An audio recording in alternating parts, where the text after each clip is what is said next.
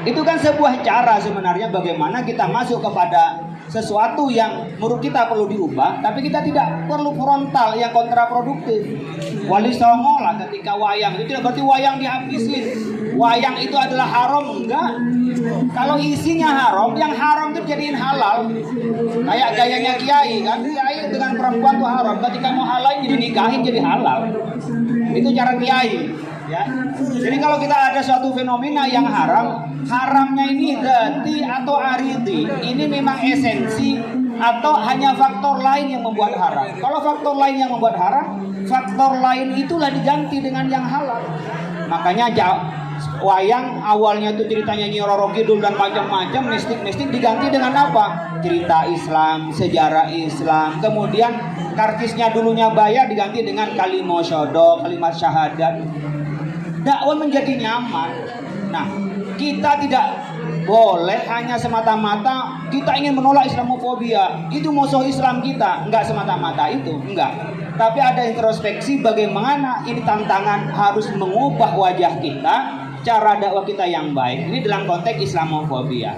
Di Indonesia ada enggak Pak Islamofobia? Saya bilang pasti ada per individu. Pasti ada.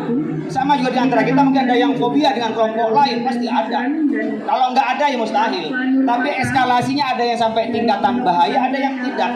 Saya ingin mengutip di dalam bukunya Andy Hooker, orang Australia yang ahli tentang Asia Tenggara, yang menyampaikan khusus di Indonesia. Ini kena perdebatan di media sosial, saya harus jelaskan.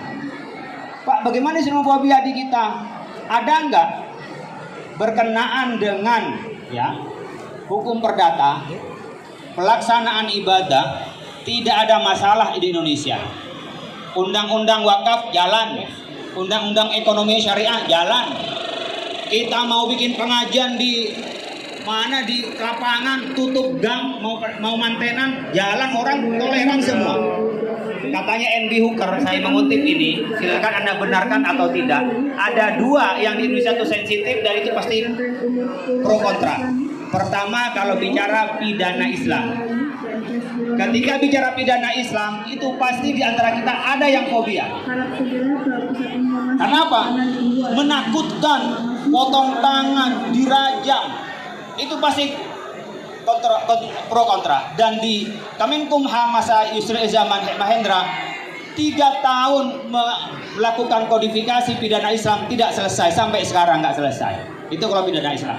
Yang kedua yang menjadi masalah bukan fobia, saya bikin masalah pro kontra di kita. Pasti ada sebagian yang fobia secara individu ketika bicara soal kekuatan Islam politik, mulai Orde Baru. Saya ingin menyampaikan dalam penelitian saya, disertasi saya, mengapa di Indonesia tidak disebut dengan ekonomi Islam? Kenapa disebut dengan ekonomi syariah dan bukan syariat? Hasil penelusuran dalam penelitian saya, pada saat itu zaman Orde Baru ketika mengatakan syariat, konotasinya adalah Islam politik. Dan itu khawatir menjadi kekuatan politik dan itu akan menguasai Indonesia. Maka tidak disebut dengan syariat.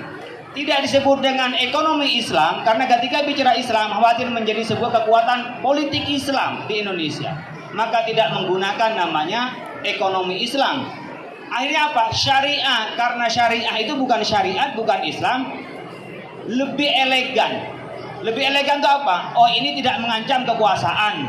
Ini tidak menjadi benturan dengan NKRI. Ini dipastikan adalah serasi dengan Pancasila kita. Maka kita pilihannya menjadi ekonomi syariah. Ini hasil riset saya.